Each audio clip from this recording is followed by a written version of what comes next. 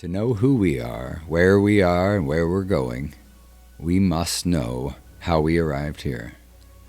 Welcome to Rephetic, a revolutionary study of the Great Pyramid, which promises to rewrite civilization's history. Yeah, my best friend Ryan would know what these birds are. Every single one. Yeah. If we walk through here. Oh, listen to this one. This is a... Okay. I don't know. He's the bird whisperer. A blonde-crested warbler. Mine's a little loud. Is it now? Yeah, I think it's... Anyway. Hey, what's up? Hi. What's up? Hi. Welcome to the Rephetic podcast. Rana Ahmed. Perfect. Say hi to our viewer. Hello, viewers. Patty Robinson with the sunglasses. Well. Hi, viewer. Hi, viewer.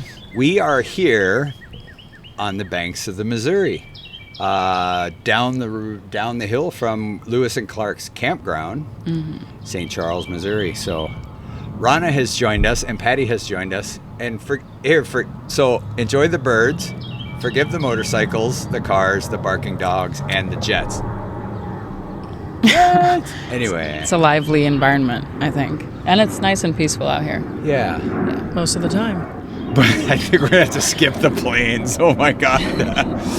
So we're here to just talk and have fun. Okay. Ladies, women, girls. Yeah. All of the Whatever. above. I think we have an element of every single one of those in us.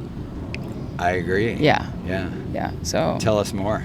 tell us more about the feminine. Well, Is that what that is? Yeah. Is that we're gonna start? We're gonna start off strong with this one. There you go. I like it.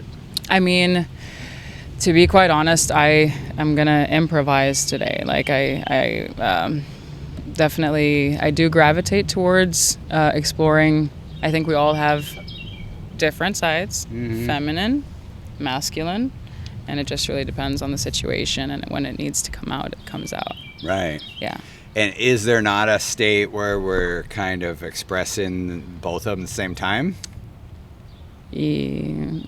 Yeah. State of play, state of creativity, meditation, whatever. Like, I don't think it's an either, or maybe it's just the two states nested in one state, nested in a bigger state. Yeah, I guess that's unity. Yeah. Unity. Unification, symbiosis, right? I like Yes. these words. Yes. Miss Nice. Patty, what do you think about symbiosis? Well, I was just thinking about the feminine side of myself because I always wanted to be a guy. Like when I was born, I was disappointed that I was a girl. Right. So I wanted to be my brother. This is a topic for a complete second podcast. Well, I mean, what elements? We were just actually kind of, as we walked to the bathroom over there, right? And I'm not sure if this can go on the podcast Whatever or not, you but want. we're going to the bathroom to, experience that relief. And I did have a moment or a second there. I was like, well, men can just do it outside. You guys can just. So I'm not going to talk about that kind of envy though today, because I guess when you said woman, girl, ladies, I guess it just really depends on the day. I identify sometimes like with my 8-year-old self on certain days. Right. Today in particular, maybe like 15 to 17. Yeah, somewhere in there. Yeah, I've always identified with my older near-death self. Like, I just need to check out. I need a big, long nap. Yeah. That's where I identify. I don't know. You come off as pretty active, I would say. Is it just I just want to leave a good-looking corpse, I think. Probably. See? But not for that long. All is vain? All is vain. Yes, of course it is. Yeah. Well, and that's so if we're going to explore that, because like we were just talking about this before we started the podcast. I mean, image is kind of a big deal these days, or it has always been. And it intrigued me. This topic intrigued me before we started because, like, what is it that we want to portray to others? Right. Why is it so important? Yeah, okay. It's more about me. If I feel good, then I look good to myself. So it doesn't matter. You could tell me, Patty, you look great, and it doesn't register. No. If I don't feel good, then I don't look good to myself. Yeah. Well, if we're So- talking about like an outwardly, like a media or self-image, other people's image, let's say in a mating sense, in a feel-good sense, in a whatever sense. Like, why do, that's the question. It's like, in what context? Because the media context is only television, in the 50s? It's only 70 years old. Okay? Yeah. That outward image thing is only that old. Before that, like, you got a face for radio. Nobody gives a fuck what you Right. look like, You think they were dressed up in like onesies or whatever? No, this is not to be confused with furries, right? No. Oh, different. Oh man. Wait, that's a third topic for another podcast. Which, anyway, okay. What are you saying? You're saying, yeah, I don't think people were that. I always just bring the historical to it. Concerned with vanity. Yeah, if you're out working on the farm or hauling wood for your wood stove, I don't think anybody gives a shit about what you look like. Yeah. I think, but this is a different era, Yeah. I think there is a very, very strong focus on, I guess, from an external perspective, what we present to the world. There is. Yeah. There is, yeah. So. Interesting. Okay, so what would that be if there was no media? Well, I mean, I don't necessarily want to refer to this, but even like back from ancient Egyptian times. Oh, great topic. I know, right? I know. She had to go there. But they really, vanity was a big thing back then. Like status, vanity. I mean, makeup was definitely worn by both men and women. Yeah, and they invented makeup. But again, if you perceive yourself as royalty, Which I do. yeah, I'm not kidding. No, but yes, go ahead. yeah, and you are of Egyptian heritage, right? Yeah. Okay, our first Egyptian on the podcast. Yes. I'm honored. There you I really go. am. But I think a lot of us have a lot of Egyptian in us. I'm saying you're either Egyptian or Mesopotamian. That's it, pretty much. Yeah. Yeah. Okay, so hold on. So they invent makeup, this vanity thing. But if you feel yourself either an incarnate God being, or you're just part of the court and you're attached to the incarnate God, well, then there's a reason. At least seems like a substantial reason, right? Yeah. For this outward appearance thing. Whereas for us, there's no reason really other than some media thing. Or anyway, I just think it's an outside pressure that comes in, and then we behave, or it like creates an insecurity. It's like, oh, I should do this, I might do that, or whatever. Like you try to justify the lip injections or the butt inserts or whatever. Go ahead and try. It's massive. That is madness. It's not for, and I mean, I kind of have to agree with Patty on this one. So I suppose it just really depends. Like I was wearing this neon green outfit yesterday, right? And it was gifted to me by one of my best friend actually. So I put it on and just something transformed inside of me. So I'm not sure what it is that it brought out, but it was just it was like my inner fire got ignited. Just like I really like this blue that Patty's wearing. Right. And I also associate color with Emotion, energy, mood, and energy. Okay, and emotion and all of that. So it really did make a difference for me whenever I wore that. Same thing, it could apply. I don't have lip injections or butt inserts, but literally, but I don't. I think that could. It just depends on the motives. It depends on the intentions of why I'm doing those things. Yeah, if I'm doing it for outside pressures, I actually feel more insecure. Yeah, Yes. but that's the thing. How does that happen? What I'm saying with like 80,000 impressions and media and everything being sold to us, and invitations for distractions, how would we even know where that insecurity is being created unless you fully disconnected from it and you reach some baseline? It's like, oh, I'm not insecure because I'm not comparing myself to these 4,000 other women I saw today in an image, you know? Oh, yeah. Advertising. Images. Anyway, I have a theory about all that. All of those messages are intended to make us insecure, so we buy the shit from the advertiser. Yes. Whether it's the makeup or the whatever the thing is, or the car, or the yada, yada, yada. That consumerism. So here's the media companies in the middle. Here's the advertisers. Advertisers are like, we want you to make them insecure, so they buy our shit. That's it. That's the point of media, is to make us insecure so the advertisers can sell their shit to us. To fill whatever void. The media company is creating the void. They're creating the insecurity. Anyway, this is just my theory.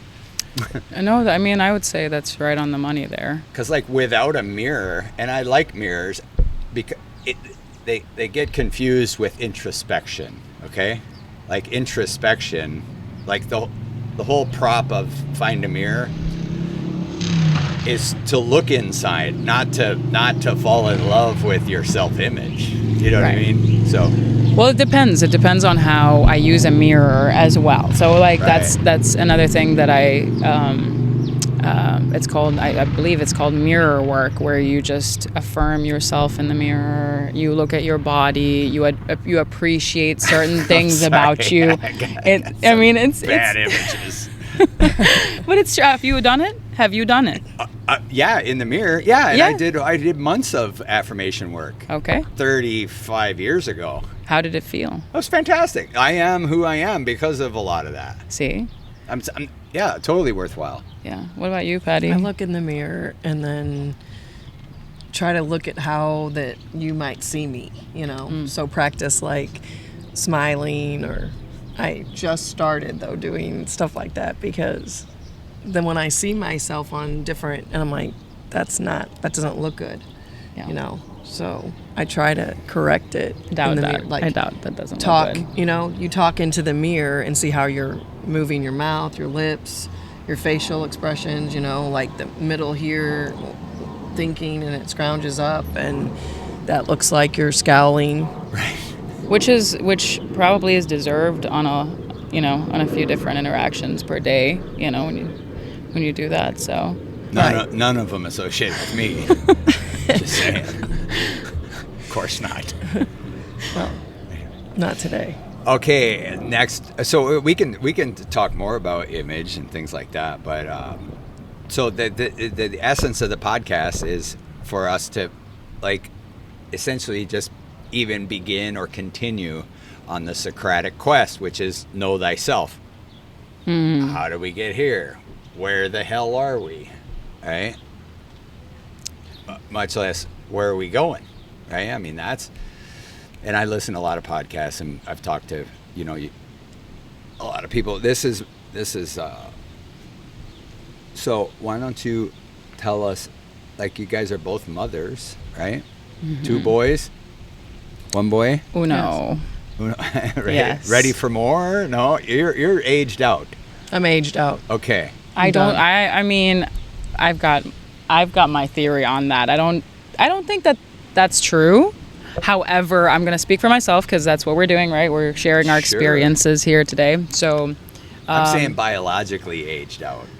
I see. Well, but there is actually evidence that shows that that's possibly not the case, right?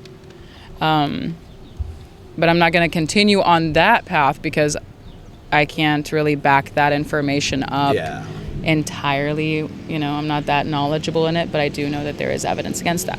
With me, for a while there, maybe because of my own fears and reservations about how, and my experiences or patterns I've seen from my history, I did not think that I was going to be a good mother, let alone desired being a mother, until, of course, I had Yusuf, my son. And I was just actually thinking about this earlier. Like, I wanted to return him to the hospital the first couple months, like because, I mean, think about it. You're going into you're going to the hospital. Like, the pregnancy journey is already extensive and interesting, right? You're housing a human being, like a whole soul inside of you. But then you go to the hospital as one person and you come out as two. Not that he's an extension of myself per se, because that's a little... And for a minute there, I allowed those fears to dictate if I want another child or not. I thought also that I had to be orchestrating everything again, this whole like desire to control. Like, I need the right partner, I need to have this X amount of money, I need to do this, I need to be there, destination. When really, I think when I surrendered, I just said, if I'm meant to have a kid, I'm going to have another one. Yeah. Because I absolutely love Yusef. Yeah. Yeah. Yeah, he's a cool kid. He really is. As a matter of fact, yesterday I was telling him one of the pleasant part about having a child is the conversations, right? And you just don't it keeps me on my toes. But I'm telling him, hey buddy, all right, go downstairs, collect all the toys that you don't that you're not going to use anymore, so that we can donate, and then put the other pile where we're going to keep it. And he's like, well, I'm going to keep all the toys. I'm like, no, you're not. And he goes downstairs, brings up the Joker action figure, which I like the Joker. I don't know why he's getting rid of him, but he says, I'm going to get rid of him, and then he just hands me this small Nerf gun. And he goes, and you can have the gun because I'm done with violence. So I was like, oh, wow. Yeah, he's 5. He's 5. Right. So it's just one of those things where, I mean, he just sounded like he's some like reformed gangster, you know. Right. And it was really cool to just see that. Really cool to just experience his perspective. Right. So, yeah. Yeah, I spent like was it 2 hours? 2 hours with my granddaughter Maggie today, and I think I mentioned this before, but like the total language breakdown. She'll be 2 years old next month. That bird is great, isn't it? She'll be 2, so she's got the full panoply of the language. Yeah, I only understand like 6 words of it, but she'll just go on and on for minutes at a time. Yeah. But it seems like I feel like I'm not a good listener. Like, because I just don't know what you are saying, you know? Well, is she speaking in infant language or is she speaking in English? She's speaking in English. Okay. But all those are words. She's telling you what she thinks about everything. Yeah. But they're just not fully formed. And I'm like, that is really a powerful statement, young lady. And it's going to have such meaning. I just don't understand it right now. It's like I'm telling her this. Do you record her? No, I think they record have. Her. But for minutes and minutes, just babbling on in the pre-2-year-old language. Yeah. Well, I guess, and since you were talking about how this is kind of where we start in infancy, right? Yeah. Isn't that? So it's the fact that you're just there for her. You may not understand her, but you're there for her, and you're affirming her presence and the fact that she's there. I'm listening. You're listening. But how frustrating would that be? How frustrating would that be as a 2-year-old? Like, you're just, and people are just glossy-eyed in front of you. Like, it's just like somebody speaking another language, though. I know. Like, I don't speak their language, but I feel like there's been multiple conversations where they're speaking in their language and I understand her. And then when her husband would come over and interpret, I did understand her. And I was, right. So, I don't know. Yeah. This is where hand gestures make a lot of sense. Like, no. That might just be something that... Universal language is, Yes, some people have it, some people don't. The middle finger. Yeah. Whichever. Yeah. Yeah. Okay. Nice. But it's funny you bring up the Joker. Yeah. Because he didn't want to give... Because my oldest is 28... And he does calisthenics, and he did a Joker scene. He put on the Joker's outfit and went through the gym and walked through. He's got like I want to say maybe a minute little thing he put together as Was the it Joker. Halloween and he did or something? I don't know what time. It must have been but he was doing the push-ups where you clap your, you push up, clap your hand, but he's in the Joker purple suit. Yeah. And everything, and walks through, and then he does the end act of, my father was a drunk, and, does that part. Oh, and he did that. Hopefully we can show, the audience this one, because it's worth seeing. It's pretty cool. Are you allowed to, I guess this is your podcast, so. Are we allowed to what? But do you put like snippets for the audience and stuff like that? Like break scene. And then I'm also curious, because, again, we're boy moms. But I'm curious about our viewers. Viewer. There's only one. Oh, is there is this live or something? No, just kidding. Oh man, I'm like, wow. Well, we're just assuming there's only one. Yeah. So what? Listeners. Yeah. It's a viewer parentheses S, just in case. Yeah. We don't want to leave anybody out, but their experience with being a girl mom or a boy mom. Right. What do they like about it? What do they like about each one? Yeah. And that's another thing for me too. Before the kids were born, years before, as I'm a little kid, I say to everybody, I'm going to have 2 boys. And I had 2 boys. That's manifestation. I think it is too. I believe in manifestation. Speak out into the universe what you want to happen, and it should come to fruition. But yeah. Or just a coin toss. That could have been a fluke thing. Okay. Do you believe in coincidence? Well, so this is a question. So, if that's definitely gonna fall. What? Let's have some faith in this one. No, I meant that one's gonna fall. Oh yeah. Oh no. Yeah. There it goes. It's fine. One's coming next. No, that one's not gonna move because it's against the table. So, here's, I don't know, belief or no belief. Anyway, I'll fix that. Sure. So, well, here's the thing about coincidence. So, if you went through, is that picking up somehow? Yeah, I guess it is. If you went through anybody's day, and, you guys talk for a second, and I'll be right back. Well, I was going to say coincidence, miracle. Isn't it? Coincidence, miracle. Like, okay, elaborate, because I really want to understand. Same. Coincidence is the same as a miracle? Yeah. There's no coincidence, miracle, same.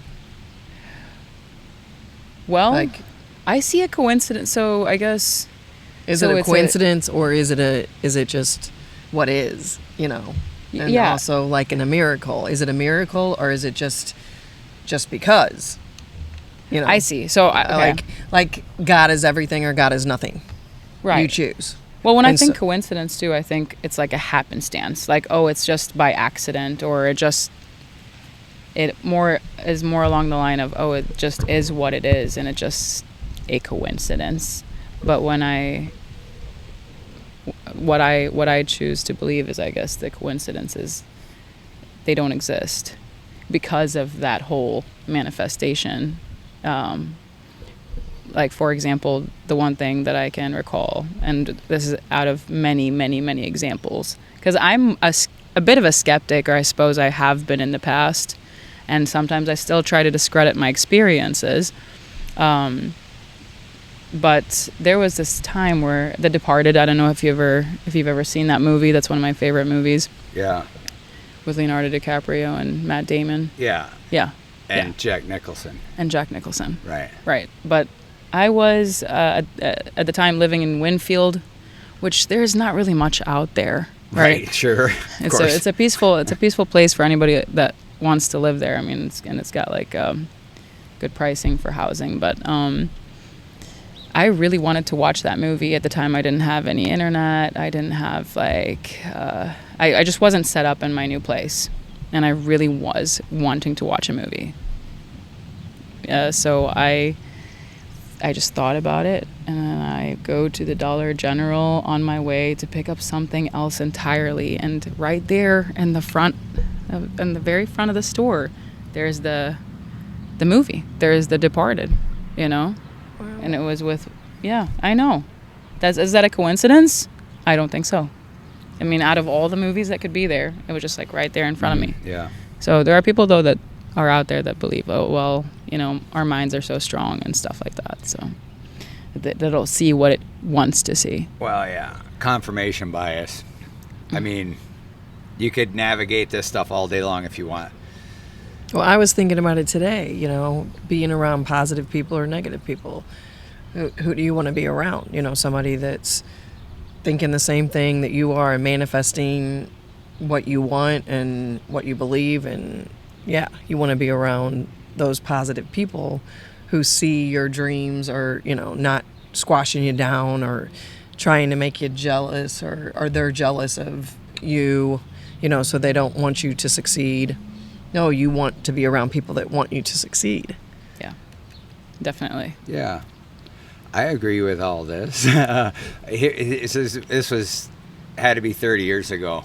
People would share, like, it's such a miracle or whatever, and it's just the law of numbers and the laws of big numbers is if one thing's a miracle, everything's a miracle. Like where do you stop the analysis?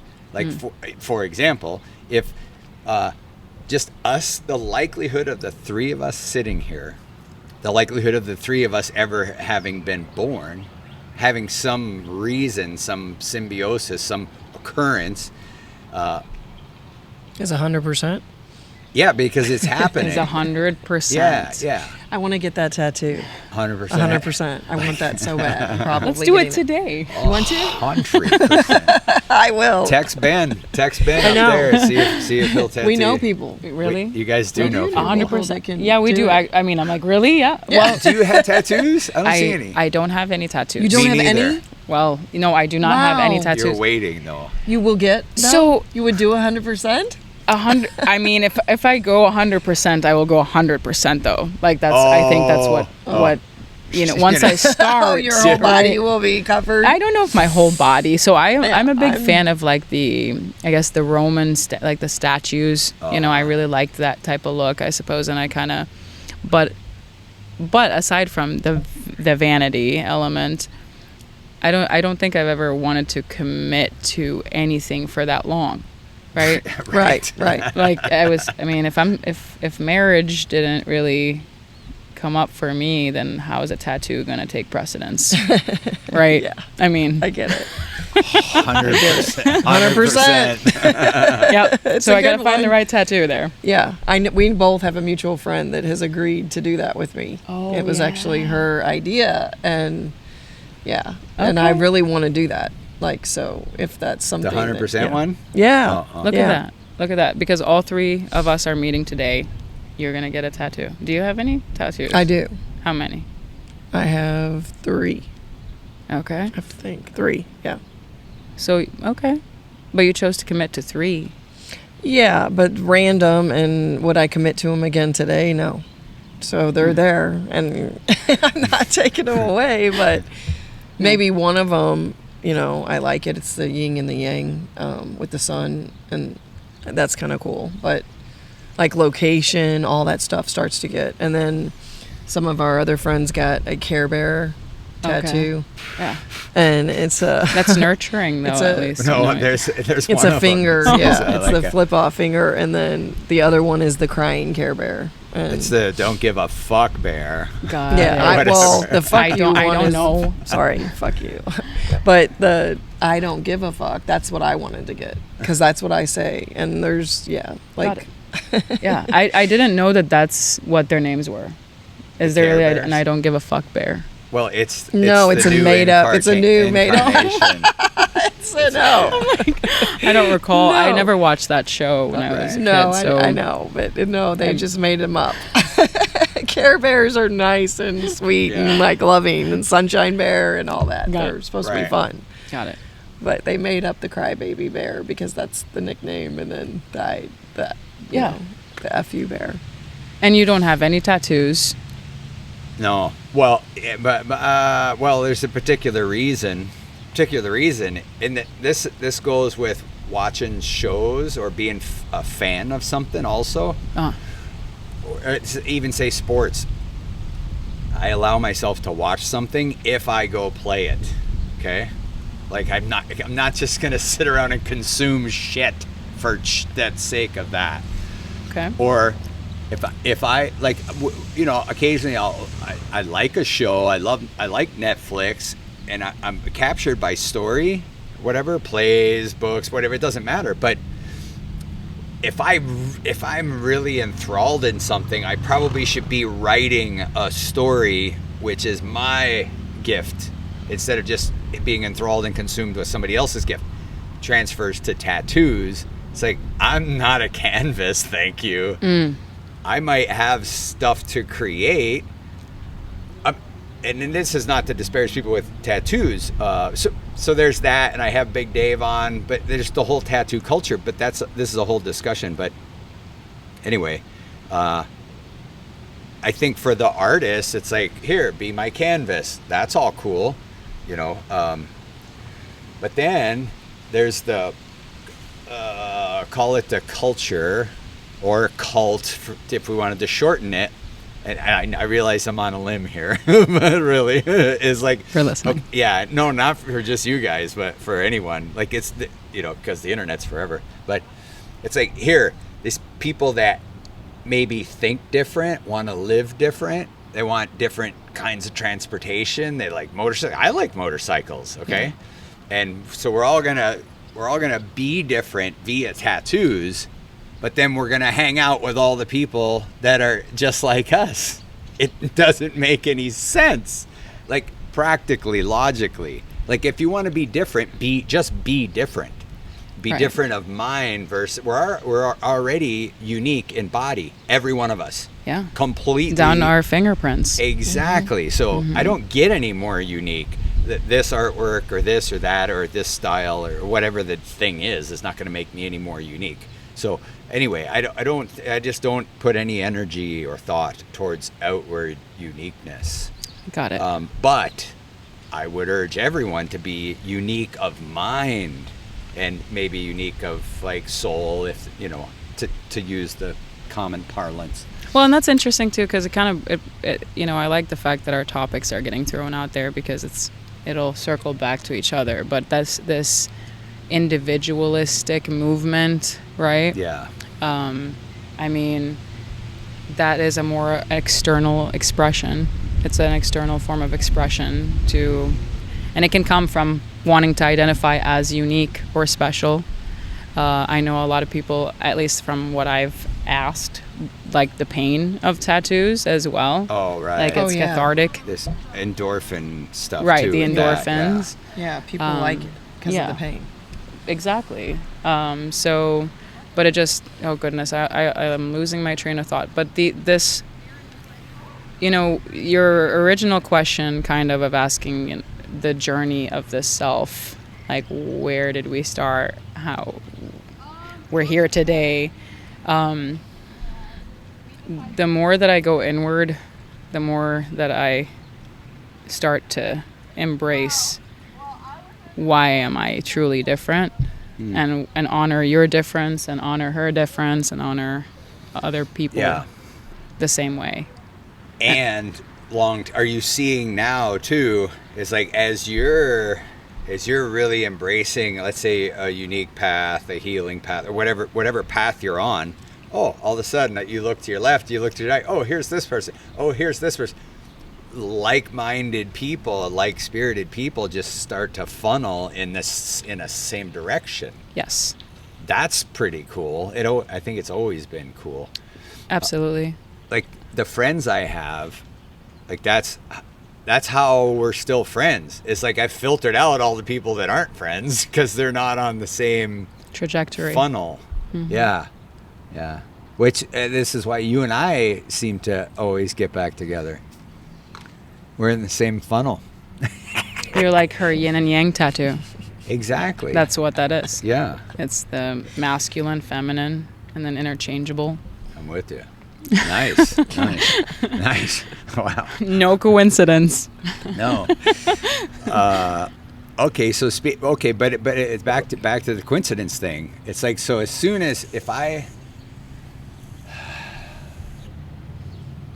it's like either everything's a coincidence or nothing's a coincidence, one or the other, right? But when I'm really tuned in, if I'm really internally peaceful and I have a calm meditative state or whatever, and then it depends on the scope. If you're looking at a 1-to-1 scope, if you're looking at item to want to desire scope, back out the lens a little bit. Keep backing it out, backing it out, backing it out. And what seems to be accurate is there is no chaos, like down to the molecular level, okay? In the entire universe, it's all finitely ordered. Everything's ordered. Electromagnetism, right? Gravity, the orbits of the heavenly bodies, our being here, right? Yes. So there is, so it's, I don't even need to identify coincidence or no coincidence. I just get out of the debate altogether. Well, and I'm reading this book right now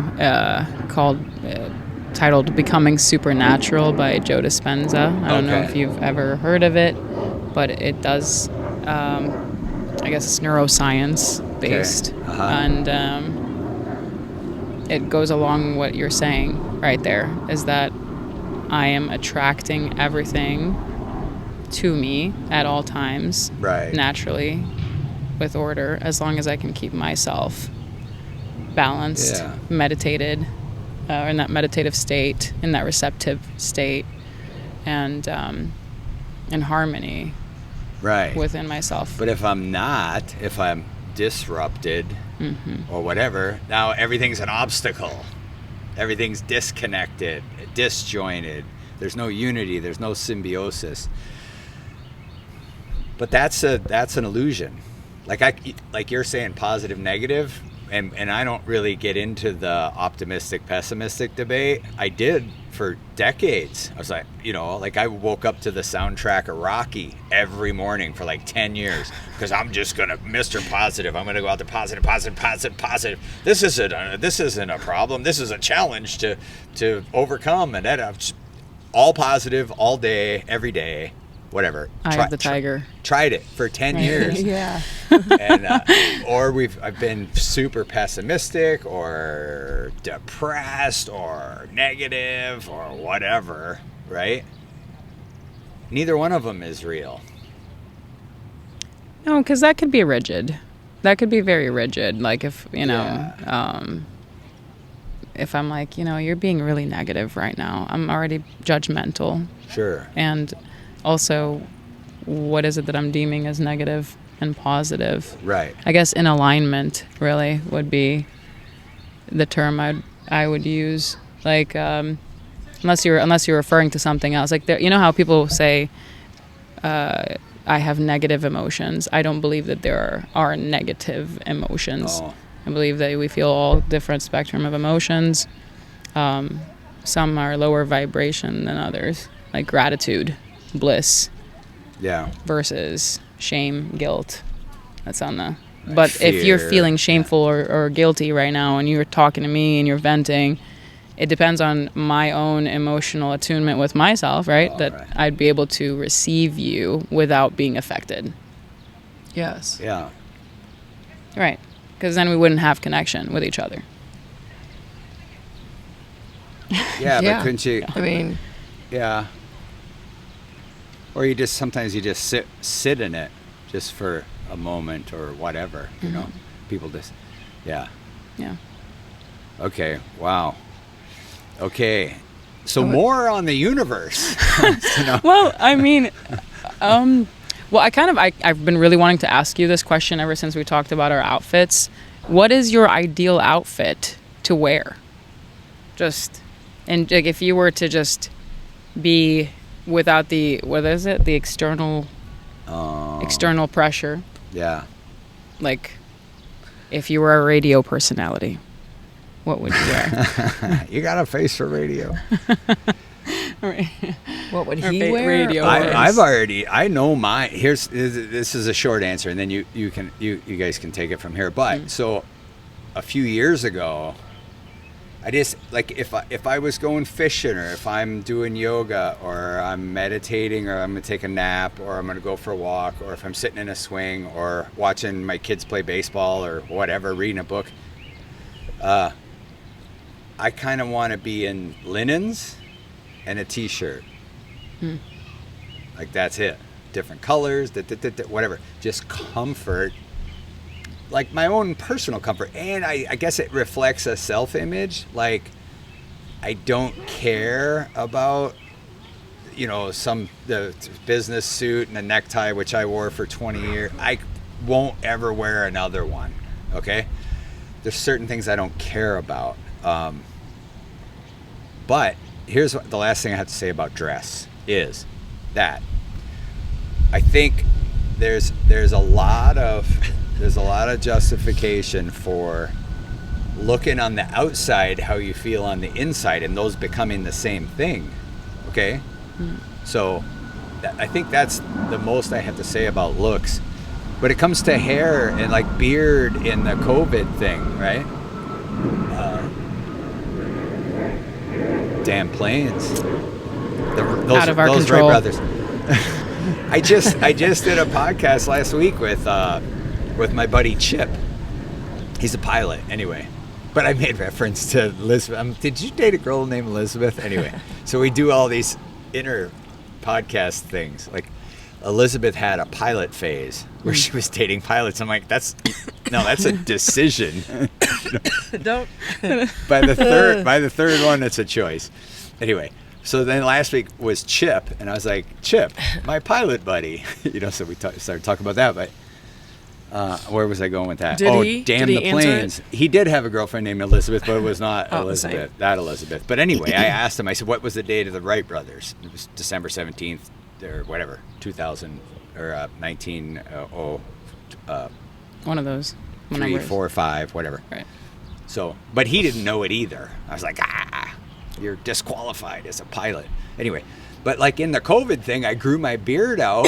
I was like, okay, this is my current state is I'm just going to let it all go for now. Anyway.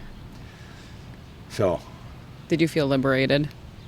Though, did you feel liberated? I think that, Yeah, okay. But that's it, right? Yeah. It's a case of liberation. Like you say, if you feel good or feel sexy, then you don't mind looking sexy or whatever. But if it doesn't match the feeling, then what's the fucking point? You're trying to change from the outside in. Yeah. I mean, I don't know. I guess when I worked at City, I had a mentor / he was my direct manager, and she's a very, very strong woman, and definitely go-getter, worked really hard. And she told me, she's like, if you're ever feeling defeated, put that red lipstick on. I'm like, okay. And just something stuck there, because I was resistant of that. I wanted to sit in my shit for, you know what I mean, when you just want to sit in your those feelings like moi, and then you don't want to get up. But if you put red lipstick on, that could change things. If you do. You're going to try it? I've done this twice. He went from suit and tie. See? You're embracing your feminine and masculine. I don't mind but that's okay. Well, yeah. Anyway, listen. This is the characteristic of the trickster. Mm-hmm. Bugs Bunny, the cross-dressing and the, right? Yeah. Okay. The trickster. Yeah, the trickster. Got it. Yeah. So I don't mind dressing up. Like the actor in me also. But anyway, I've only dressed as a woman twice publicly. It was both on Halloween. Once when I was like 8, and once a couple of years ago for Halloween. Okay. But the second I decided to, it was like, and I'm in front of the mirror. Here's the outfit. We're doing the. I was all shaven, blah blah, the whole thing, except for the beard. Oh no, I was the ugliest woman you'd ever want to meet. And scary too, wasn't it? Are you talking about when you did Davina? Yeah. You shaved. You didn't have a beard. I had a 6-7 day growth on my face. I put the makeup on, didn't shave, no wig. But I had all the rest of the accoutrement, the high heels, the dress, right, the whole thing. Do you not remember? I don't remember the facial hair. Okay, I remember you looking very like a woman. Amen. Yeah. But anyway, that's the whole actor. It was scary. Fluidity thing. That was 13, 14 years ago. No, Yeah, it's like 10.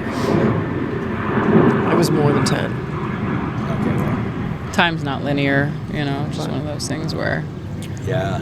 Did you feel empowered? Well, just I'm embodying a role for the time. Right. Like, and so that applies to any time. Yeah. I'm embodying a role here, there, wherever, right? I'm a parent here. I'm embodying a role at work or whatever, you know. Uh-oh, now the wind shift. Anyway, I think it'll be okay. We'll be Well, okay. Something's happening. Oh, did the camera move too? I got to check the camera. Okay. I mean, Okay. it probably didn't. Let's just leave it. I think it's fine. Well, So, embodying the role. She's on a phone call. she's engaged. Oh. You know, one thing that is coming up to my head right now is, I guess, like what our current affairs are right now. So to stay on track, what's been our focus? Like, what's our big three? Today, Yeah, let's start with today. I mean, can you? Yep, there he's back. He's back. So What's we were today? just talking about to get to the present, right? What just came to mind was like what we're focused on right now. What is like what are the things in our lives that we're focused on? But Patty was like today, the big three today. What are our big threes today? Go ahead. go ahead. You're starting on this one. You're already pilot What's your there. big three today, Miss Patty? I think we talked about already the connecting with people. I mean, I was off today, so I had a lot of external things that I went and did that I was around people. So I connected with almost everybody, not everybody that I came in contact with, but there were connections where there were actual conversations that existed just out of organically running, going to the store. And a woman stops me and starts talking to me, and we go into a 15-minute conversation about the medical field and, just her trying to get resolution on a situation she has going on, and she can't get anything done, and she's getting told this and getting told that and getting sent here and getting sent there, and her doctor's retired now, and you have to tell your story over and over and over every time you go. So frustrating. And she's 77 years old, and she's just like, what is wrong with this? Why is this such a problem? Yeah. So it was a lot of stuff about pharmaceutical, doctors, prescribing, and then the side effects of the prescription that they're prescribing, telling her she's diabetic because they lowered the levels. Yeah. And, why are they lowering the levels? To say you're diabetic so that you are prescribed medicine? I don't know. This is while like you were shopping, like were you guys? Yeah, we were literally right in front of the Coke Zero and sugar, water, no sugar, and it came up. Hence the diabetes. Right. Yeah. And then I was telling her about the diabetic that I know up close and personal that takes insulin and eats ice cream and Reese's peanut butter cups. And I'm like, what? She's not talking about you, is Yes. she? Okay, gotcha. All right. So good. Oh my Yeah, God. I'm like, okay, so he sits there and like does the injection, and then there he is with ice cream and Reese's peanut butter cups and all the sugar he wants, and she just doesn't want to be. So she's changing her diet at 77 years old. She's choosing the alternative route to let's work with the diet first. So she has actually lowered her own levels with the diets that she's put herself on, and then the doctor's still saying, well, let's go ahead and prescribe you this. And she's like, can we just give it 6 months? I've already seen a decrease. I'm not Awesome. at the levels, and I agree. I'm like, I agree with you 100%. 100%. Yeah. And that came up too, 100%. 100%. Yeah. Yeah. Because, I mean, we have to advocate for ourselves. within the medical Absolutely. field, within Absolutely. any field, really, because I think a lot of the times we think that because you're a professional in this field or industry or whatever, which anyways, I always have an opposing opinion that comes up whenever I'm about to say something. I was right? thinking the same thing about Right? this topic because anyway. Yeah, but it's just there are many times where I've not advocated for myself, and like even with medication, I took something that was Yeah. sent me marginal. left field. Yeah. Oh, yeah. Well, nobody's gonna know. Like, No one's gonna it's know. a crapshoot. Right. It's a crapshoot. But the overall trend, like the diabetes thing, here. So your thresholds for pre-diabetic or type 2, if we keep lowering these thresholds, way more people qualify for metformin and all these drugs. So just bring it down by 1. Let's bring it down by 2. Let's bring it down by 3. Money. The pharmaceutical lobby, right? Yeah. It's all bullshit. Anyway, and we even mentioned, I think it might even been the Kellogg brothers that funded the research that blamed fat for heart disease instead of sugar. They literally bought off the scientists to hedge the research and blamed blamed fat instead of sugar. And so for 60 years, we're like, fat's bad, when in fact, the sugar's what's killing us, And that's nice. And then That's confirmation that the sugar is killing us, by the way. But then we got what are the numbers? 3/4 of the U.S. is on a prescription drug. yeah. That's insane. It is. Which, I mean, I think it's actually now back to common sense. If this earth was created in some way to where we have everything we need right here to sustain us, but yet we're 3/4 of the people in the United States alone are medicated, Right. and maybe even heavily. Right. For what? Why can't we just heal our to bodies? try- Why can't we well- just heal ourselves through natural remedies? And I think we can. I really do think that I know I'm not a doctor, None of us are. but Disclaimer. I play one. No, I'm just kidding. Wait. Oh, let me Hey, I like where Let we're me not going go with this there. topic. That was a joke. Yeah. For real. Correction. You're playing a nurse in that Oh, scenario. I thought I was the doctor. Hey, now you could be the doctor. I want to be the doctor. Well, it requires a different outfit. Anyway. Okay.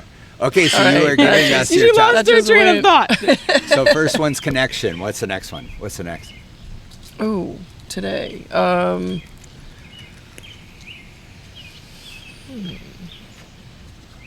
I mean, simple. My life is pretty simple today. So, There doesn't have to be 3. Well, big 3 too. When I was thinking about it, I mean, you narrowed it down to one day, but I was thinking like big 3. So, for example, I think of a square, like the mental, physical, emotional, spiritual. My big 3 for the day could be all mental, or all physical, or all emotional, or all spiritual. Mm-hmm. So, I guess where I was coming from is just like what's important to me. What is my focus today, or what has been highlighted to me today? So, connection has been highlighted for you. You said you haven't really had a day off, have you? I guess Memorial Day weekend. yeah, I had this weekend. So I got Sunday, Monday. Today is my day off, usually. Yeah. So I got a 3-day weekend. You got sun-kissed at the pool. I got sun-kissed at the pool. You got, And you got invited to do training out of town. Oh, next yeah, I month. did. With my new job that I'm at, I got invited to go to Kansas City for this hospitality training. So I think that was cool, and it's already set up. It's pretty simple. I just said yes. Okay. And that's how it is there. If they ask me to do something and I say yes, it's done. Or if I need something, I ask for it, they give it to me. I don't have to ask 10 times like I used to have to do where I was. That's amazing. I know. And it is kind of like that, I think, just with my life where I'm at. in today, that spiritually, mentally, physically, emotionally, that connection is strong and solid, for today. So I can relax and everything, comes together. I don't have to worry and get all uptight, or like you asked me when we were walking back, are you nervous about this? And I'm not even really thinking about it until we're doing it. Right. As I'm listening. And the topic may not strike me now. It may strike me 4 hours later to have some input on it. I know. Which in the moment, I'm like, I wish I would have said this, or I wish I would have said that. I do a lot of that in my life, but not so much anymore. Now I am living and experiencing at the time, at the moment, and having these conversations in the store and doing that. I mean, that just doesn't happen to me by mistake. If I'm open to it and willing and I'm comfortable and not rushing around for myself, just relaxed and go do it. Just go do it. Say yes, Yeah. show up, suit up and show up kind of thing. It's, it's easier said than done. Don't get me wrong. I'm like, I don't want to do a lot of stuff. Let me tell you. We all want to grow out our beards, by the way. I like staying at home doing nothing, Yeah, grow out the beard. There's But a big black I puppy. do shave every day. Just to clarify, I don't grow the beard. Yeah. Anyway, sorry. It's good to shave every day, I like it. Yeah, I mean, that's like Yeah. most people think that's a chore. I choose to do it. Yeah. Shave my legs every day. Everything. It's important to you. That's why. Yeah, it's just been a habit for a long time. Yeah. That is something that I consistently do. Yeah. But What are your? I'm cold. I'm Oh. kind of cold. You have a I don't know jacket? what to tell you. No, I didn't bring a jacket. There's that blanket right there. Oh, yeah. What are there's what good are your big three or your box square? What do you got? For today or in general? I don't know. Square. Well, I mean, for my in general, what has my focus what my focus has been on is healing. Healing's a big one. I know that's like a big, nice umbrella there. Right. And I remember, grief is one of the catalysts that I experienced last year, and I just at the time, because I know that this is good practice, is to write down the goals, write down what my goals are, and make them achievable and all that good stuff. But all I wrote down was healing. Yeah. However that shows up. So that's something that I've been focused on, and when I really put my intention out there with it, I have received opportunities, and I've been more open to them, as opposed to being like, no, screw this, I don't want to do this. Just kind of like you were saying, what is it? Shut up and suit up. Is that what that is? Yeah, suit up and show up. Oh, well, there you go. I think I said that. Shut up and Shut up's the last part. Well, I mean, my mouth usually it'll stop me from doing certain things first. So I need to tell myself to not shut up, but just politely be quiet. Yeah. And then, but for today, gratitude really showed up for me. Again, with... That was another topic that I had with the second person that I ran into. That started it with gratitude. Yeah. Gratitude is a big Having one. gratitude. I mean, he just was going into detail about having gratitude and how that changes everything, and Yeah.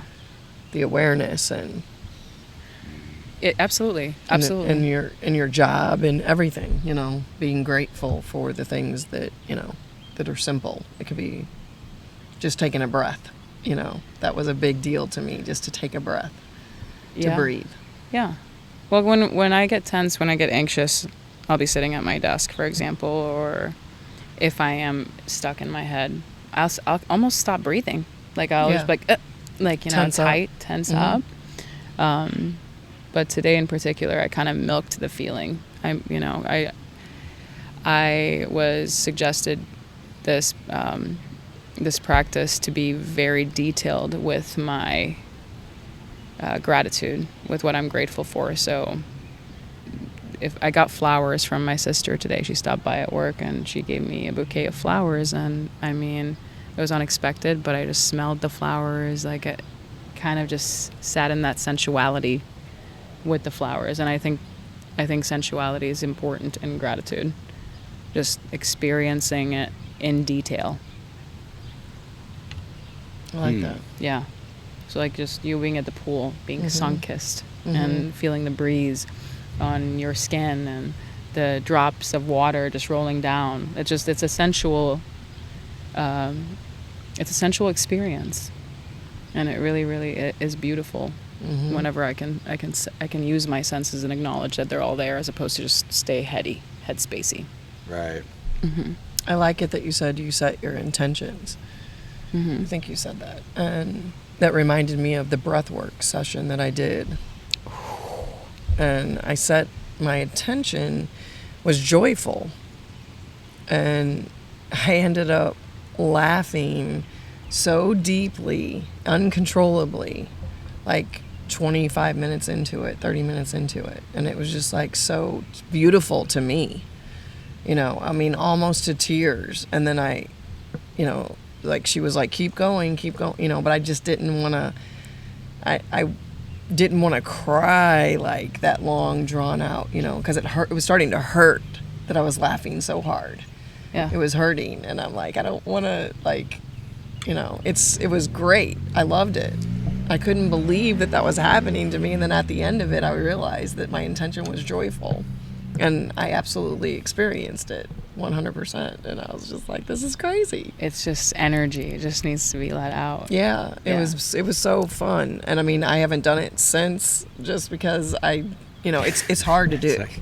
It's hard to do breath works. No, it's a hard. No, I'm sure. It takes a lot out of you. It does. I actually did one on Sunday. Oh, did you? I did. This is funny that I brought that up. Great. Yeah. Okay. I did one on Sunday. I got to put my glasses back on because the sun is right in my face.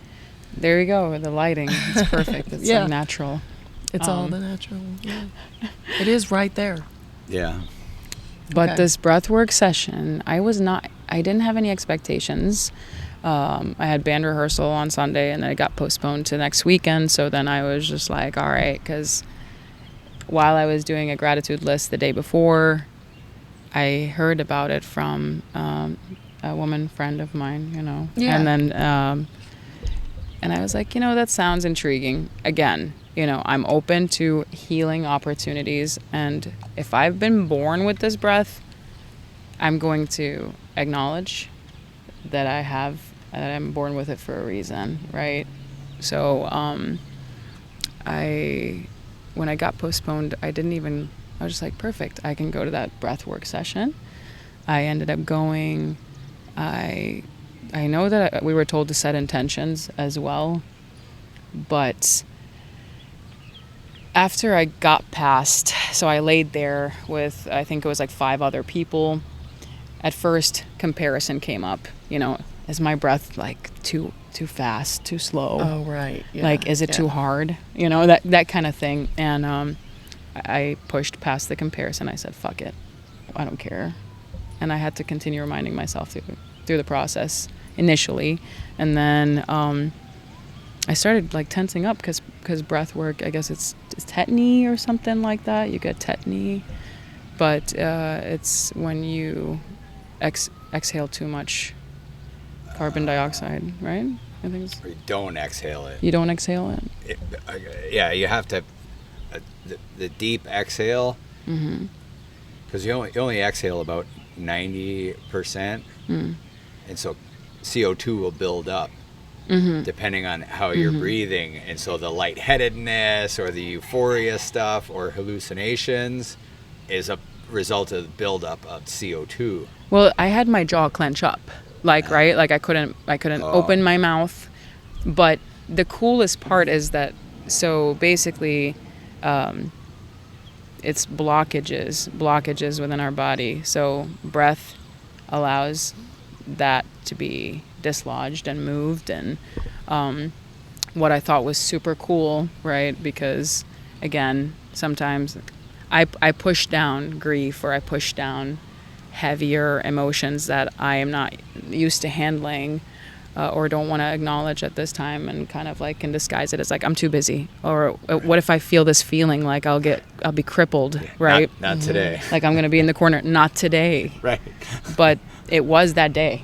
Like the day was today, and I ended up screaming, like yelling, like of course facilitated, but I had to release it. If I didn't move through it, I would have just continued being clenched up and stiff. I do that so often. I call That it scream therapy. Yeah. I'll just be in the car. Just I did it the other day. Just I let just it out. screamed. Whatever it is. It's amazing, isn't Not it? to the but you can totally blow out your voice box too. Like unintentionally. Like just screaming too loud. Yeah. You know? But yeah, I'm not that often, but I don't know, once every 2 months maybe. I'll just be driving and I'm like, okay, I gotta let this go, and I just for as long as I need to. Yeah, and that would just it definitely allowed me to keep pushing. Right. I will most certainly be doing this again. Like it's transformative breath work. Mm-hmm. So what I will say, right, is that day I experienced this openness in my chest, I guess you would call it, the heart space, that I hadn't experienced in maybe 3 or 4 years. Right. So and this wasn't aided with any like psychedelics or anything like that. Right. So Right. Yeah, it's just natural to get there. Yeah. With all the faculties that we already have. My most profound my mom was, I don't know, she was in the hospital or went in, or I don't remember which scenario it was, but I happened to be heading to yoga as I got this one particular set of news, and I was in yoga, and so I'm focused on the breathing and I'm totally present with everything, but and I'm crying, whatever. It's like, I'm just gonna sit here like in child's pose, like I can't move, and I just felt it all right there in that day, and I stayed for the whole thing and turned it into just a meditative grief session. And I was like, okay, that's what this class is for. Like, this class is not for me to do all the body thing. This class, or this particular breathing at the time in yoga, was just for me today to move me to some new space, even a little movement, And then you just pick it up. Yours was Sunday? You just did this? Yeah, it was Sunday. It was like 2 Sunday. days ago. Mm-hmm. Right before that nice Haley storm. Oh, goodness. Oh, I know. Tornado and hail here, which I missed the hail here, but where I was in O'Fallon, basically it was a mild tornado. Yeah. You were sitting in the tornado? Yeah. A In tree O'Fallon, blew down in front of me. South Bellow Creek. And the only reason I thought I know was this, going. The only reason, and I was in my van too. Anyway, the most intense part of it, we both pulled into this school parking lot. There's a tree to my left that just snaps over. Sorry. It's fine. She's in her car, I'm in my van.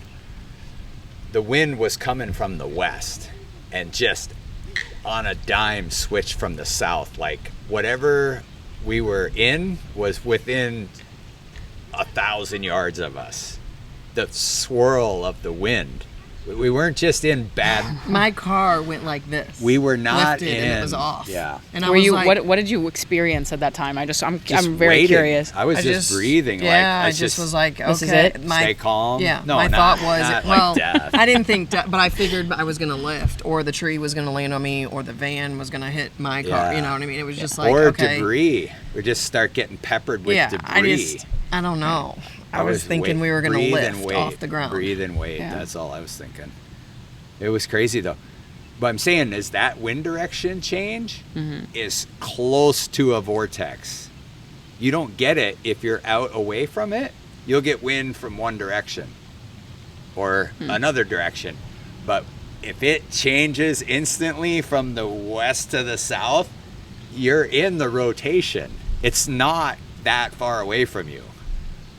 So you guys were in the center. We were super fucking close. You think that's Yay. great? But- I mean, I I love guess, yeah. Twister. Honestly, I feel know. like that would be. Isn't there's another Twister coming out? I heard. That's what the skipping guy it. was saying today. You're There's skipping it. Yeah, I'm skipping it. How I wanna come? see it. Just because. I'm going to move, for the time being, keep talking. I'm Okay. going to move those lights out of the way. The lights. Just because of the shadow. We're going to Sure. be in full But sunlight. then after we get going out of the, it calms down. Okay, trees over to the left now. Yeah. Down the street. It's The caught. trees are down the street now. It's caught All in right. this yellow gate at the school. It's caught in there. Yeah. The tree is, and then you just move that to where my son is right in my face now.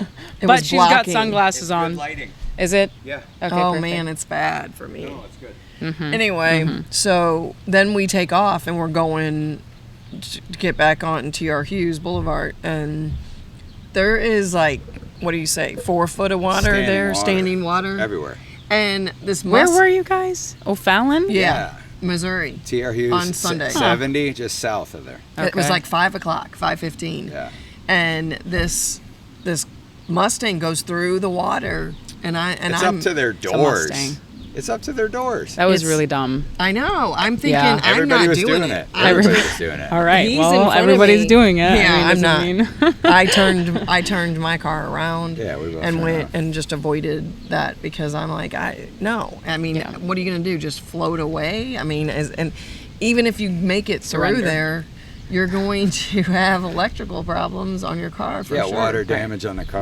Yeah, forever. it would. Yeah. Yeah. By the It way, just when would've you been gross. advertise all those cars on Facebook, I'm Yep. just like, that's mine. That one's mine. Yeah. That one's the next one.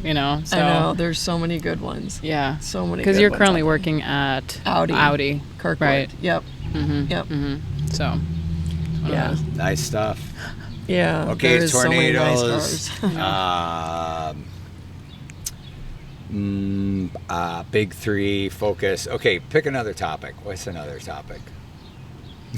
what's another topic? You mentioned passion, like creative passion, stuff like that. Okay, Yes. So what ignites that inner fire?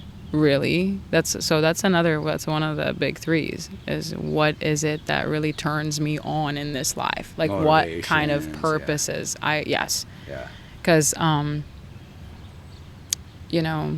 it's important. And I'm gonna come from a woman's perspective, and even see there's that opposing, like I'm a Libra, so it's just one of those. So basically, Those star charts are all wrong, by the way. are they though? Yeah. Are they though? Are they? Yeah. I don't know. Okay. I'm just saying that we're half a processional wobble away from when the star charts were created. Okay? Okay. So on your birthday, you're 6 constellations away from what the charts originally say, because they were created during an astronomical time period. So there's adjusted charts, I guess there are. Yeah. I'm not an expert on this. Yeah. But the original charts, you're a Sagittarius, you're an Aries, da-da-da. That's a given time within a 25,920 year cycle. And you go back to the beginning again, okay? Yeah. So when they're made, let's say they're made, the constellations, the astrological charts are made, call it 1500 BC. We're 3,500 years into that wobble where the stars are not in the same position. The cosmos has shifted due to Earth's wobble. Well, and I think that's why there's different types of astrology. I think there's that Western and Okay, fine. right. But okay. Next subject. Right. The next Go to your basically passion. it was a passionate justification thing. on I know, my part. Fine. So I didn't want to go down that rabbit hole, but I just thought You this did. is why I don't listen to the star charts. I just thought. yeah, so it just like lately I've been wanting to explore things that make me feel that true sense of being alive. And I think it's love. I think love. So what? So It okay, strikes okay, your let's passion elaborate. and your creativity, and I think the lust for love, you know, just the, like my mom always says, because she cooks, and she says, if I can't make something or doesn't come out right, you know, well, it wasn't made with love. Like jokingly, she Right, says sure. it. I mean, she's still alive, by the way. She's 94, but she was phenomenal, you know, cooking anything, baking, you know, all the recipes and stuff like that. Like I've got most of them written down because some of them are just fantastic. But What's your favorite? oh God, that's hard. Like some of them. Like her she used to make this chocolate cake that was made from scratch on everything, and I think it took like 7 hours to make, I want to say. Whoa. It was really good. Yeah. And then her chicken and dumplings are phenomenal. I mean, just a good, you know, sit down, and like nobody makes them like that. And you can make them in now. In fact, yeah. So yeah. Anyway, I don't know if we can say people's names and stuff like that. I feel like we can't. I don't think so. I okay. mean, I'm Yeah. keeping mine private. But a long time ago, somebody took a trip down to Little Rock with me, another couple, and they got to experience my mom's chicken and dumplings, and I thought it was pretty cool, you know, because we all went down there. Just specifically, it was a random thing, and we showed up and she made them, you know. But I think her love of children and kids and everything, like the grandkids, and just how much love that woman had. I mean, she's still alive at 94 and still has, you know, the capability. They come see her, all the grandchildren and stuff like that. She still gets to hold them. I mean, I can see her love of the kids, of the babies. I mean, she's just taken every single one of our kids and raised them. She's a Like their nurturer. own. Yes. Yeah. 100%. Yeah. Yeah. I keep saying that. 100%. I can't stop saying that. But yeah. So love, I think, you know, anything when I'm, you know, when I'm loving and nurturing and caring and stuff like that, things turn out, you know, creatively beautiful, nice, and it all comes together. But then also, okay, so then what about like creativity, right? If I'm feeling sad, or if I'm feeling It's also a good avenue to get that out. oh my goodness. And yeah. it also can produce a Like- lot of good results, you know. Yeah. It's a way to vent that instead of like actually acting out on something that could be harmful. You know, I think it's a good way to sit down, you know, get a piece of paper, write a poem, maybe do, you know, a paint or Definitely. whatever, you know. Yeah. Whatever, I mean, it wasn't like I was always there with the creativity. The creativity happened in some of the most horrific times. Some of the good stuff was written when I felt like shit. But it also has allowed me to do, you know, better things. And throughout. experience that love more. Yeah, Yeah. yeah. So tell us more about your. So you're playing with different mediums, right? I see some of your painting work and whatever else. I do. I definitely I like to draw. I like to sing. I like to dance. We came and watched you sing. Remember that night? You did. Was that a play? No. No, It this wasn't was a at play. the That City was- Museum. Okay, it was okay. So this is the Tom Christopher band, actually. So Yeah. Elvis Presley That's cover right. band. That's right. And which was awesome. It's just awesome to be part of. It's actually really cool to connect with them, you know. And it helped me a little bit because, you know, we all like to sing in the shower, right? Or Yeah. maybe perhaps, In but the it's just car. one of those things. Or in the car. Yeah, And in the corner or in- car? I thought you said car. You said corner? I said car. Oh. In the corner, yeah. Nobody puts baby in the corner.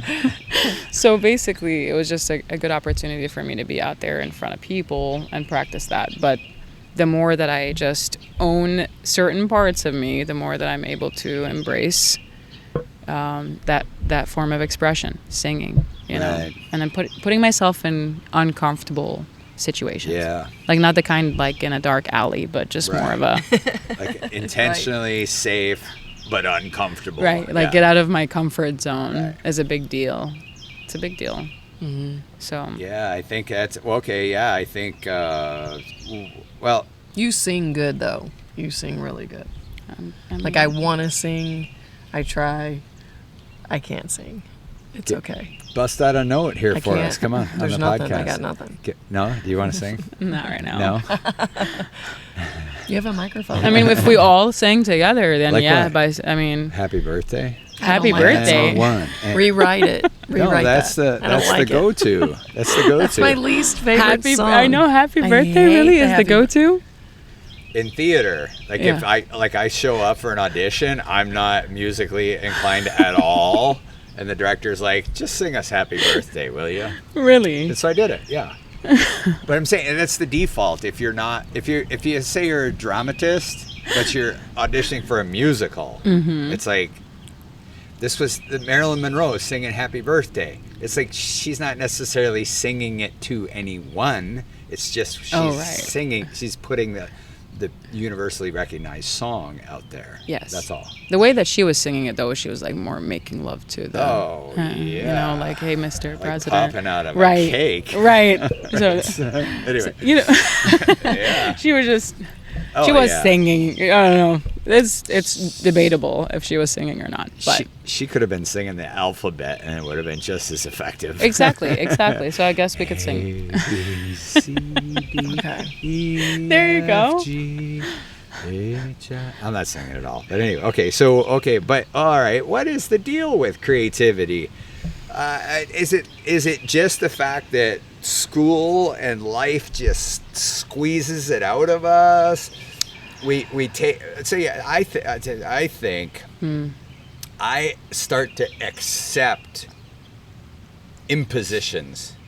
There's an imposition for responsibility. There's an imposition for money. There's an imposition for be someone in your society. There's an imposition for all sorts of these things, right? And they're just constantly there. And as I accept these invitations for like almost rude identity things, and I will say that I'm then super possessed by self-identity, right? Yes. Self-image, public image, success, Workaholic. failure, Workaholic. status, you name it. Yeah. Competition, right? As I even take on one of those, that everything in life's a trade-off. Something's got to go. Oh, I'm not drawing anymore. I'm not writing as much. I'm consumed with this thing. This is the thing that's gonna, like for example, you express your creativity in the way you dress, like every day, and you put energy into it, and you put thought into it, whatever, right? Super creative expression. I don't do that at all with what I dress or what I drive or whatever, But like as soon as I take on, if I just accept the father identity, let's say, well, community theater doesn't always partner up with the father identity. It could. Like when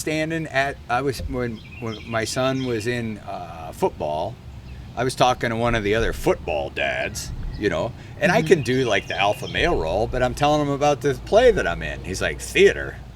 I'm like, yeah, did I just call your wife a whore? No, I didn't. I just said theater, Like I'm saying that was his Interchangeable. that was his reaction. Right.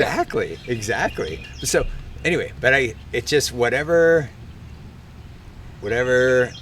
makes me uncomfortable. Well, and then again, you got that like society, the structure. Like Yeah. this is alpha. What is alpha? What is alpha exactly? But then again, I think you being in theater, right? It's a passion of yours, and Not recently, but it's empowering. Like when I write, that creative flow state yeah. is super important. I do think that being in survival mode is a huge blockage for creativity. So, and what I mean by survival mode is just being stressed, Yeah, head down. Just worried. Next thing. Thing. Right. What's next? What's next? What's next? Like always on the go. There's no time to just be creative if Yeah. I'm constantly in survival mode. Like I gotta get this done. I gotta get this. You know. The hustle culture. I mean that. I think also doesn't leave much room for being truly creative. I think that's an inherent gift that we can all dig in. Yeah, we can to find and cultivate discover. it, sure. Yeah. But it takes a certain amount of intention. Either you're setting the time, just like you set time aside for the gym or for meditation or whatever, or kids' homework. Like, we're going to do this for an hour when you get home from school. Like, everything else needs that much attention, you know, the attention for painting or whatever it is. Well, I've noticed that when I set time aside, so I'm doing this, you know, it's also a self-development curriculum. My best friend, she developed it, and she also is like a yoga instructor, and she is basically a life coach, right? And you know, I apologize if that's not the correct title. So I had to set some time aside to do the yoga, even though like initially I was like, I don't do yoga, you know, that's not me. I need to go to the gym. I need some kickboxing. I need something that I could just let that aggression out. And that's actually not necessarily what I needed. It turned out that when I set that time aside and I became more consistent, I was more relaxed, and then I became more creative. Like I was able to just harness that creativity. So with people, you had mentioned something just now, like if I'm so involved, right? It just really depends on what I'm choosing to be involved in the community. Right. Like if I'm being called to help in a particular project in my community, even if I'm resistant to it because I have a busy schedule or I have XYZ or I have my son or I have that. But if I choose to do it and it does give me this emotional gratification, I can also find, much like you were saying, this manifestation of opportunity to be uniquely creative within that like service right there. You know, you could be asked, hey, do you want to be part of the skit that we're doing about, you know? Yeah. We did a short film once like that. So well, it all takes. I'm getting bit. Are you? Oh yeah, Yeah, but it's bugs. okay. What time is it? 7:15. Okay. Yeah, a little. Are you guys comfortable? Yeah, we're chilling. I mean, I'm chilling right now. It's just one of those things where keeping it fluid. Yeah. Yeah. I just mean like the here now is pretty peaceful. Mm-hmm. Who's talking?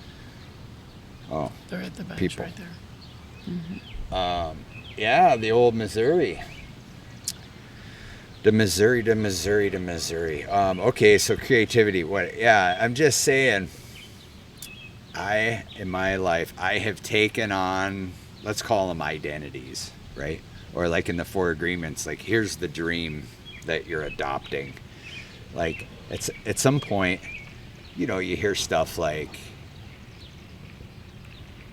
my family, like that, and it's like there's a lot of things that are like lip service when it comes to like the hustle culture, this and that, or what's it mean to be alpha, what's high status, but I think the highest status of all status is doing whatever you want to do, like putting your focus and attention towards what you deem as a worthy focus and attention, you know. And maybe it's not work, maybe it's anyway, I think that's the ultimate freedom. Like if you know, like I try to identify as half retired, you know, like I'll work 4 hours a day, give or take, like actual work for money work. Mm-hmm. But then I got other stuff I want to do, you know, like so sit there, write, whatever. Right, because that ignites your fire. Or true, very true. But there's also an obligatory aspect of it. It's like, sit down, see what comes out. Not like there's something that needs to come out or I have to say something. It's like, sit, meditate, listen. Maybe it's a poem. Maybe I'll text, 10 different people I haven't talked to in a long time. Or I don't know what it is, but I'm just making myself present for whatever the focus might present. So anyway. Yeah. Well, and interestingly, I as you say this, I mean, that is it can be a challenge, is being present. When I start to get in that mode of like, I need to get up, go to work, and then I completely forget about the gratitude. I can do this and do that. Like, I do struggle with being present, because then I get to listen, and I'm not in a surrendered state all the time. Yeah. Yeah. Well, it's just a discipline, I think. I'm not saying I've achieved it by no means, but I think we're all challenged to apply discipline to presence. I'm present with baby Mags. I'm present here for this conversation. I'm present while I'm walking stairs, yesterday. It's also the commitment that you have, or the choice that you've made. Like, some people have to go to work more than 4 hours a day. Most people do. Well, I would totally disagree with that. I mean, if you've had a craft your whole life. Yeah. Not everybody makes money off their craft. I mean, could they? No, Could they? Absolutely. If you knew work to equal money is, if I bring my overall expenses way down, the requirement for the amount of hours that I need to commit to work is cut in half.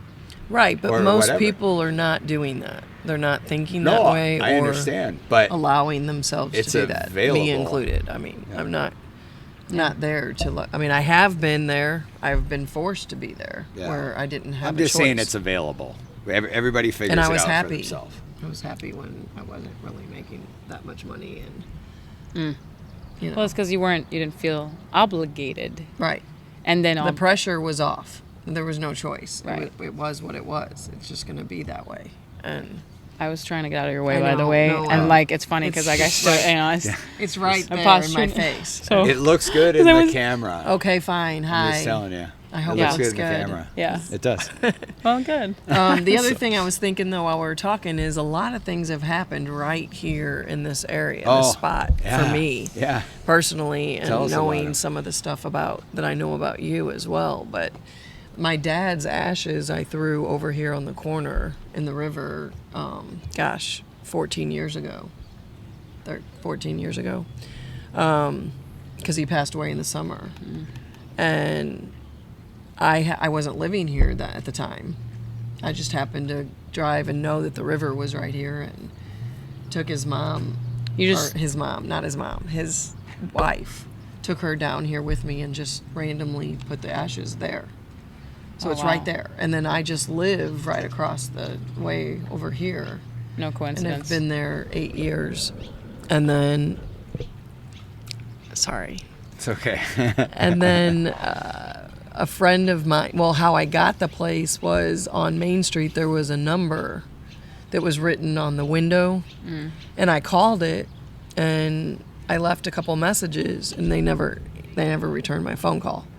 And I went to this event on a Saturday night. It was a thing at Lakeside. There was a bonfire at Lakeside over here at 370, right? And I go to that, and then we go out afterwards, a bunch of us. And sorry, my voice is going out, but sounds hot. Does it? We went to O'Charlie's, I think, after, and sat there, and one of my very good friends was to the left of me, and she said, hey, so-and-so, don't you have a place on Main Street don't you have an apartment for rent? And he's like, oh, yeah, it's a 1-bedroom, 1-bath, though. I'm like, yeah, that's all I need. And so I set up the time to meet with him Tuesday, come out there. That chopper is like right there. And I'm in the hallway of the place. And it just dawns on me, and I'm like, wait a minute. And I'm standing there with him looking, and I'm like, is this the place that has the number on the front on Main Street? Is this a place? You have a phone number in the window or something? And he's like, yeah, we don't return those calls. Oh, wow. He goes, we don't rent it that way. It's just random how we rent it. This is how we rent it. It's how we met. And I'm like, what? I go, I called it twice and left a message. And I'm like, I had goosebumps all the way up and down my whole body. And I went into the place and I'm like, it's perfect. Here's the money. I want it, like, done. And I've been there ever since. And, I'm just like, how does this shit happen? When did this happen? When did you get the place? It was about 8 years ago. Got it. It was December 7th. And it was winter time, which down here at winter, if you haven't been down St. Charles Main Street in the winter and you like all that Christmassy stuff, it is beautiful. I mean, they go all out. The whole place is decorated up, and they have characters that act out the Christmas Carol and the Christmas story. It's phenomenal down here. It was very impressive. It was in the Tuesday evening when I did it, and so it was already dark by 5 and the lights were all lit up, but nothing was going on. It was super quiet. And that's another reason why, because there's a lot of stuff going on, but I'm on the other side of it, so I don't get all the noise and all the interference, and I can step away from it. You have access. But I can to access it and walk out anytime I want to and participate if I want to. Right. It's fantastic. I got the best of both worlds, being right here and the prime parking spot for anything. So, yeah. And then also, Dave can tell you his creativity and his story of where he started with the project that he's working on was right here at the coffee house that he's been doing the podcast at. So yeah, Picasso's. And I think our first kiss was right over here too. Right there, yeah, right by where my dad's, yeah. Wow. I know. I was like, what? Why are we standing right here, right now? Right. It felt like we were having intercourse, didn't it? Did it? Is That's that what you said? The first kiss felt that way. Yeah. That's amazing. Damn, I think it did. Yeah, I think you're right. We'll tell the story of the crucible later. Yeah. Are you sure? We can can get into that one. Well, we can get could. into We that could. one. We could. 725. We gotta make it quick. Plus, his version is not different really. than mine. 720. They're It not was. that They've actually, I think they've come closer together You've now. changed your version to match My perception has changed. to match reality. Well, Anyway. it obviously wasn't that quick, so we can still. If it felt like intercourse, I hope it wasn't. Yeah. But yeah, that's pretty exciting. So we'll tell the crucible story later. All right, I think I've already told it. Have you? I think I've already told it, but Okay. but right here there was one of the plays. I would come here and just pace and do my lines. Oh, yeah, There was that, and then There was one more thing too I thought of. The 4 agreements came up. You brought that up, and we were laying over here on a blanket, and he was reading the 4 agreements to me, and he's like, "What do you think the next chapter is?" And what was the next chapter? I'm not sure. It was either chapter 3 or 4. But he asked me what I thought it was, and I said before he turned the page what the chapter was. Yeah, I'm not I can't sure. remember the chapters. Okay. I haven't read that book yet. Oh, I I It's know. really I know. good. Like keeping your word is one of Yeah. the 4 agreements or something like that. So Do you remember what the 4 agreements are? Be impeccable with your word. be impeccable with your word. Yes. Don't take things personally. Always do your best, Do your best was the one I think that's 3. and never make assumptions. Never make assumptions. Right about anything. Those are the 4 agreements. Yeah. It's super simple. I mean, it couldn't be more Is simple. it simple though? Is it? Yeah, It's it not- is simple. I mean, being impeccable with your word, that says a lot for Yes. the manifestation. and the positivity that, Sure. needs to come and, out. Here, let me just say also with perspective, like I'm 54, we're sitting here, like none of this stuff's new. Everybody's having to learn it and apply it all the time in everybody's lives, the truly spiritually minded or those pursuing, let's say, an inner peace and a life of service or whatever. They've all come to the same conclusions, the same answers, right? It's like, oh, gratitude's super important. Yeah, no shit, But like, hey, here's how much we need to focus on it.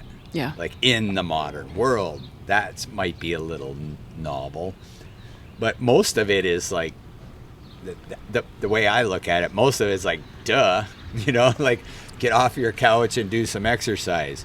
Oh, okay. Don't eat all this processed packaged food. Oh, okay. That seems Like it's all eat when you're reasonable. hungry. I mean, it's all reasonable. All feed this yourself. stuff. It's reasonable, but this is where everybody also is different in that sense. So your strengths might be different than his, might be different than mine. Correct. You might be more structured. I, for example, I'm not as structured, so I definitely I've been working on what type of structure really truly works for me. What can help my life feel more smooth, or something that I can handle, but just it won't stress me out to the point where I'm like, I hate this. I don't want to do this. I don't want to wake up and not. It's a balance. It's a balance. Yeah. It's a balance. Some people are not big fans of that word, or like, but Yeah.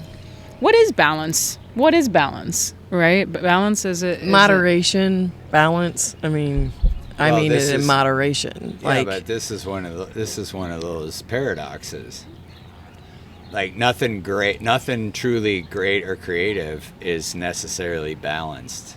It's not balanced time. It's not balanced focus. You know what I'm saying? It's probably intense. It's probably puts other things out of balance. Like I'm just saying that the idea of balance is paradoxical. Surrendered to what it. I mean, like just like in the storm when the car's lifting up and down and it's getting ready to maybe come off the ground and maybe fly through the air. What is that balance? I mean, you guys were technically balanced in that. I was very balanced in my being. There you surrendered. Go. I was surrendered, which is to me balance. I don't know. It may not be the same definitions, but I've not always, but I believe one of these days I'm going to, because I do like to write, I'm going to write about language and how it's used. And I mean, I'm not the first who's going to do that, obviously, but it dawned upon me one day whenever we use the word like "I love you" or I love you, like, or this is my best friend, and then there's 50 best friends. Right. I just say one of my best friends. There is because weight. There's so many. There's weight to each word, and it depends on how we use it. So balance also, can be something for you, something for you, right. something for me that's different. And I try to clarify what I mean to people too, because I'll use words and then I'm like, well, let me explain what I'm saying. And I think everybody needs to write their own dictionary. Write your own. It's kind of happening right now. Write your It own is kind of language. happening. Yeah. Like where I haven't jumped on the new age language. That no cap. You guys ever heard of? Yeah, I've heard some of the kids using these words. Like no cap. But I mean, it's. I guess it could be fun. It could be fun. I don't know. When you slang. No cap. I believe it's like no lie. Right? Oh, they say no cap instead of no lie. Yeah. Okay. Like or no bullshit. Or cap is right. Or it's cap all fake. Okay. Self-propaganda shit. That's so cap. Anyway. So yeah. Should we bring this to a close? Sure. We can. I didn't mean to go so fast about that, but yeah. What? I'm freezing. Oh. Well, cool. I mean, is there any last words that you want to contribute? I mean, we could talk about your heritage and Egypt and the pyramids and Isis that and could Osiris. be another hour or two. Right. And also, but I kind of... You know what he's writing, right? That's what I was about to ask you about. So, because I'm serious. I know. I was trying to explain it, and I have a hard time sometimes explaining things, right? Because I have all this information, and I attempt to process, and then I could probably get it out better in writing. Right. But I was trying to explain this to someone at work, like the book that you Right. have wrote. Yeah, it's not published yet. It's not published yet. No. But you're talking about the building of the pyramids, right? Right. So can you elaborate on that? Because I know it's something mechanical as well, right? Yeah. Just if you give me kind of in summary, how would you? Well, so you or anyone else can go to Rephetic.com. Mm-hmm. And there's images. There's some images, some sample images are there. And then also on the channel, there's 2 videos. There's 2 more, which I haven't edited yet. But there's 2 videos of me and Joe talking about establishing the academic or the scientific crisis about the study. So it goes through all the evidence, whatever, okay? Okay. So it's a 4-part series, which just addresses everything we think we know now, right? Can you give her the 30-second? Yeah, sure. And the viewer knows the 30-second version also. The but viewer. The The viewer one of the viewer podcast. that he was talking about. I got it. That he keeps Okay, mentioning. Yeah. The Okay, one sure. person who might watch this. Yeah. Oh, okay. But Okay, anyway, fair but enough. the 30-second version, and again, too, every time I do describe this, it helps me in the presentation, okay? Seriously. Okay. So if you look at everything that's out there now, hi, folks. If you look at everything that's out there now, okay, basically 200 and... since Napoleon conquered the Eastern Mediterranean, okay, in your people's history. Do you know a lot about Egypt history at all, or no? I mean, I took Egyptology at one point in time, and I did ace the class, but I smoked pot back then, and we had like an international speaker that was coming. I was super Nice. excited. Yeah. And You couldn't don't get remember out of bed any of for it. that? No, I don't remember any of it. This is actually why, I don't. That's great. That's It's one of the reasons that I Yeah. don't, indulge. So Egyptology, archaeology, we look at it all. Mm-hmm. We're trying to figure out, to reverse engineer how they built the 3 pyramids at Giza. Mm-hmm. We're looking at the plateau, which is about 200 feet above the Nile floodplain. Okay? And so it's this ramp, that ramp, spiral ramp, straight ramp. We got conflicting evidence. We've got contradictory evidence of sophistication. But at the end of all that, we spit out this narrative where here's the chronology. It was built as a tomb for Pharaoh Khufu in the 4th dynasty, right? And the second one was Khafre, and the third one was Menkaure. So that's it. But that story was given to us by Herodotus in 450 BC, the Greek historian, the father of his story. Okay? Which is a bad name, by the way. I'm saying his story. His story is Got always it. basically Well, fucked we're- up. What are you doing? Oh, Patty's cold. So we're trying to figure out how this build happens. Conventional is the first course, and then you go to the next course, and from the bottom to the top. Okay, place the capstone. Done. Okay. So this is the reason for all the ramp theories, et cetera, et cetera, et cetera.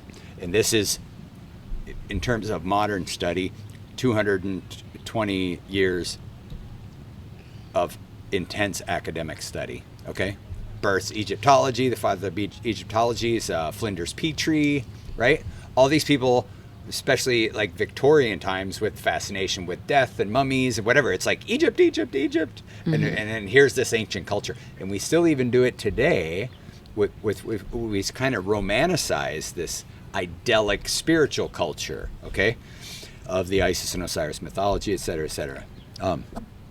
So meanwhile, there's zero engineering consensus on the stuff that Egyptology and archaeology propose as the means and the tools, okay? And they don't even try to demonstrate what they propose, This is a enormous fault of well, later on, a lot of the properties of Egyptology related to the Giza pyramids, not everything, just related to the Giza pyramids, share a lot of characteristics with pseudoscience.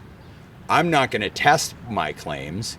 I'm going to try to transfer responsibility to the doubters, right? These are all characteristics of pseudoscience, okay?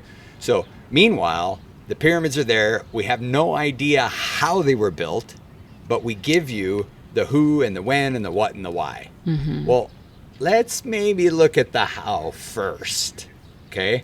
Is this big unanswered question mark? Maybe the how would reveal something, right? And this is more than the 30-second explanation. Well, did they ever really? I mean, the why also is a big one. Yeah, but they just reduced that to tomb for the pharaoh. It's an ascension mechanism. That's it. Okay.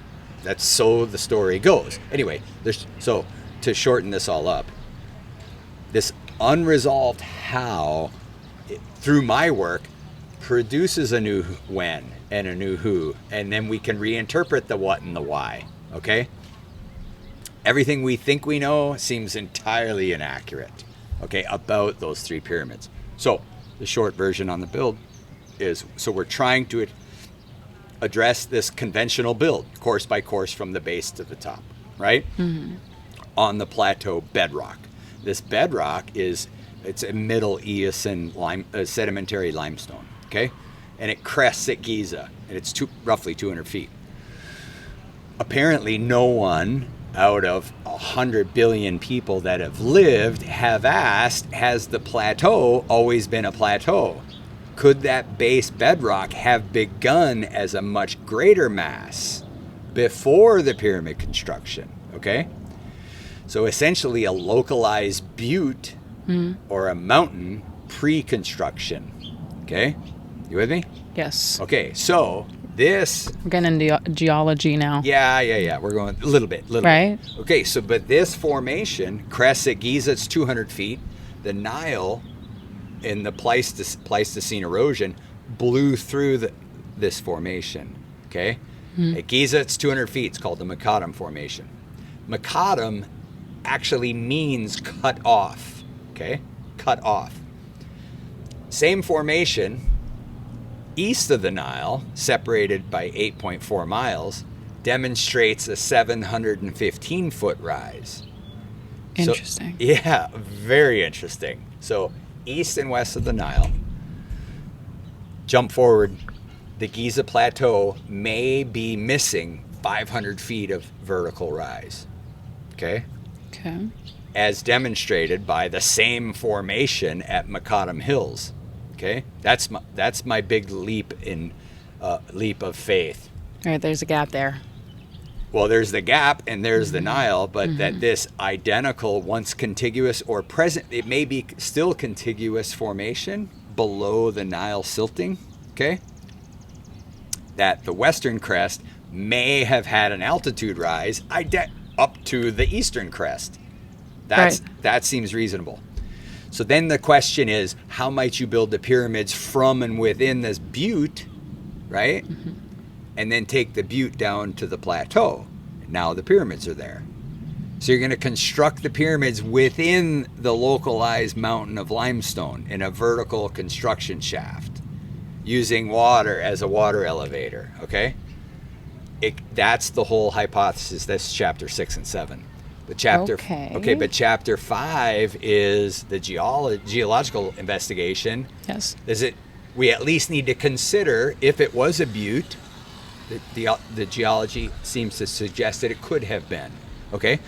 And then you can ask the novel question, how might you build the pyramids from and within the butte? And obviously take the butte down. And so what happens is it presents that we're working from the wrong base assumption, the plateau assumption. Right. Never assume for agreements, right? Yeah. So right. That is a huge. It's a preclusion, and it's unanimous. Nobody ever has considered that plateau bedrock could have been a greater mass, significantly greater. Okay.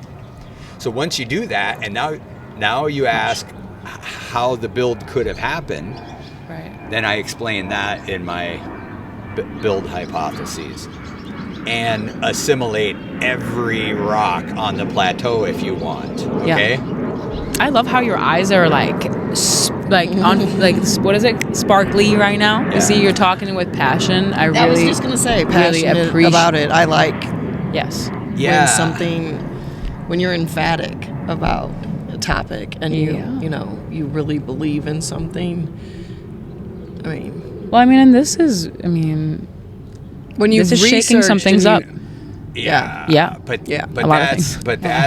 that's literally okay. So I have that. Then I offer a stone steam engine interpretation. I think I remember you telling me about that at one point in time. Within the quarry. Okay, for generating linear force, circular force, da da da. So Butte, not the plateau. Oh, the Great Pyramid. I offer an interpretation that it functions as a stone steam engine to be tested, to be modeled, right? Whether it is or not, I just put my best interpretation forward. So as bizarre as those two things, those two things become a footnote compared to Chapter 8. Chapter 8 is a novel when, okay? So and I'm giving away the whole thing here. Well, a little bit of insight. You're not giving it all away. No, it's a lot to process. Yeah, tell It me is a about lot to it. process. Right. How long has it been taking you? 15 years. Okay. Okay. Then I highly doubt you're just kind of giving. This is a 30-second for me. Yeah. This one. So if you start as a butte instead of the plateau, all the cemeteries that surround the pyramids, none of those tombs could be there till the butte came down. Okay? So you have an absolute dating element. So you find the first tomb, the project happened 400 years before that tomb could be there. Does that make sense? It does. It does. Okay, this is not Because you're talking about it. absolutely getting lowered. yes. Take the entire Cut off. Yes, macadam. Take the entire plateau, find the first tomb. The project happened 400 years before that, if it happened the way I suggest it happens, okay? This gives us an absolute when, which was not the dynastic Egyptians, okay? Yeah, we've been fed a lot of lies on a lot of things. Okay, that's good to question these things. Yeah, but so this not only questions it rewrites the entire narrative for the last 5,000 years, okay? The new when, now we have to literally develop and recognize a who that was responsible for it, okay? Thing is, there's no sophisticated cultures in the Nile from 3000 BC back to the Younger Dryas when the seas come up by 400 feet and the ice caps melt. There's no sophisticated culture in the Nile at that time, okay? So we're having to do this and do that, and then this allows us to reinterpret the what and the why, which is in Chapter 10. You don't think they were sophisticated back then? The people that executed the Giza pyramids were uber sophisticated, okay? Let me just say so you're this. saying it had to go back further than that? I'm saying it was a sophisticated culture. Yes. Absolutely before 3150 BC, okay? So wherever that sophisticated culture is, anatomically modern humans, we've been here 315,000 years, okay? So it doesn't matter if it was 10,500 or 310,500. That's amazing. I did not know that. I just didn't know that. Yeah, well, it's fine. But, so anyway, so it unwinds it all. I use the adoption analogy, and for the viewer, if you were adopted at birth but didn't know it, but at age 50, I sit down, I show you your birth records, you're like, time out. These two people have been lying to me forever. My birth is not what I thought it was. My genetics aren't what I think they are. Down to my name, it may not be what I think it is. Okay? That's what my work does for 8 billion people. That's wonderful. Yeah. Should be exciting. I think that provokes critical thought process. It does. The whole thing. Yeah. Well, because then you're gonna wonder, like, what else have I been making assumptions about? What else have I been overlooking? And what other bullshit stories do we have as part of his story? Correct. How about... We're gonna get that one's, Okay, part two. Part two. But I'm saying... it's Which we're going to get deeper. I just feel, Sure. we need to test the waters. Yeah, but that's just so watch those videos if you want on the channel. Me and Joe talk about a few things, and then the whole reason for the podcast is to start having these discussions, because this is how 8 billion people change. Okay, 1 to 1 to 1. We work it out with our friends, and we talk about these things. What are you confronting? What are you challenged by? Absolutely. What are we trying to do? What images do we have? What's the long tail of this history and these cultural impositions, right? Or whether it's the patriarchy, or it's materialism, or it's our Judeo-Christian underpinnings, okay? Or the idea of ascending to the stars, okay? All of this starts in ancient Egypt. And there's a rift in our story, so we're gonna redo the story, and we have the opportunity to change individually and globally. And I love that. I love the fact that we have an opportunity to change individually. That's the only way change happens. Right. But then the global change will happen. But it's just represented by individuals. Yeah. That's it. Yeah. So. And I really was hoping that I could ask you, questions, you in particular. I know you're the one who's the interviewer, I suppose, but I just, like, before I came here, I was like, I want to ask you questions. Yeah, you know right. what I mean? Sure. I do. Yeah. I do. I know. Wait, but there's enough of me. There's enough of me in all the episodes. There is, isn't there? I think the viewer agrees. But you're the questioner, so you know what I mean. Like, it's one of those things. I know, but I sprinkle enough of me and right, don't I? I just get it all over sometime. Extra credit if you get it in the hair. Anyway, so I'm just kidding. God. Sorry, I had it just once. You got sunburn yesterday. Today. Oh, sorry. This was today. I'm sorry. Yeah. You were at the pool yesterday too, though. Yeah, but this happened today. Yeah, we probably lost our sunlight. Okay. And Rana, thank you. Love you. Thank you. Yes. Thank you. Thank you for coming. Thank you so much for connecting today. Patty. Oh, thanks. Thanks for coming. Yeah, sure. Yeah. Okay, this has been cool. Well, stay tuned for more Rephetic podcast discussions, and maybe we'll have Miss Rana back on at another time. Absolutely. Because I run out of people that like to talk to me. Why? Well, so here, if you're challenging me to have a different perspective, I will enjoy speaking with you. Sure, right? Sure. It is true. It is very true. No, I mean, just people are like, podcast, I'm going to talk to you. I don't know if I want to do that. Well, anyway. I doubt that. I mean, it just really depends. If it's something that's going to challenge me to grow, I want it. Yeah. Well, for real, it's this is another. We'll end on this, but in terms of conversation, or let's say even a Q&A type thing, I haven't put all of my 15 years worth of work into, let's say, a conversational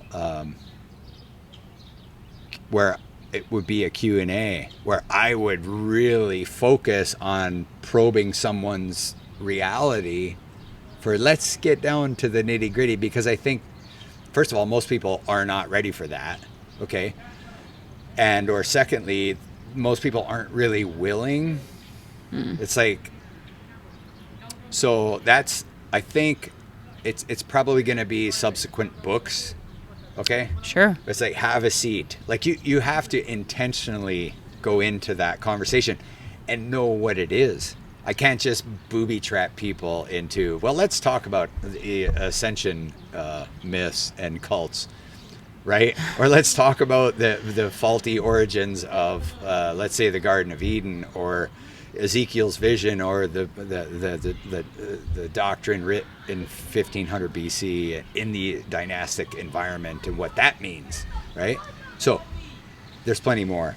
Yeah, there is plenty more to come. Yeah. You guys started on the... And frankly, I'm not even... upwards.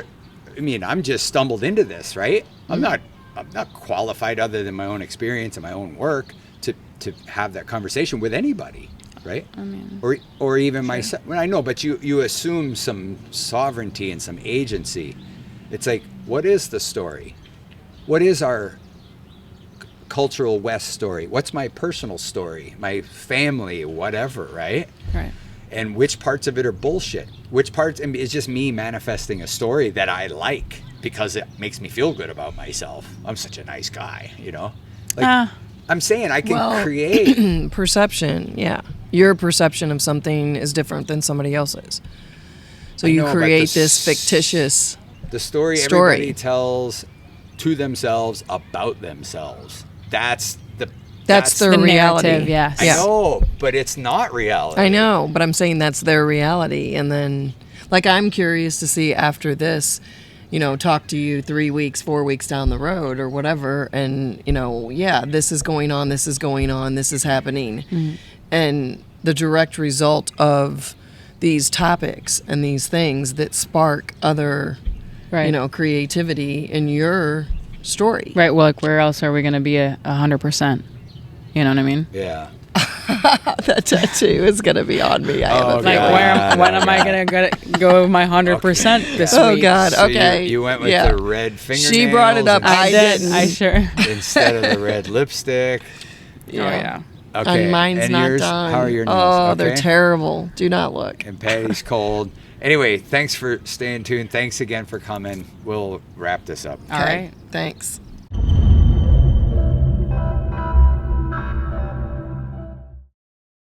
To know who we are, and where we're going, we must know how we arrived here.